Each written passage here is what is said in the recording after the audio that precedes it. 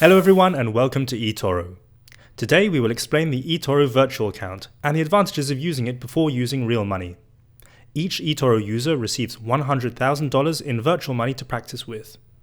Here at eToro we promote financial literacy and therefore want to give our users the opportunity to practice and experiment without taking any risks. Let's see how this is done. Switching from your real money account to your virtual money account is very simple. From the drop-down menu below your username, select Virtual Portfolio. A pop-up will appear, letting you know you are switching to virtual money. Click Go to Virtual Portfolio to continue. As you can see in the bottom of the screen, you have $100,000 in virtual money in this demo account.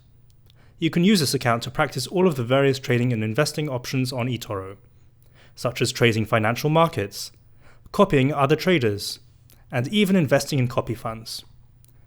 You can track your trades, investments, and copy traders on your portfolio. And, of course, you can always go back to your real account by selecting Real Portfolio from the drop-down menu.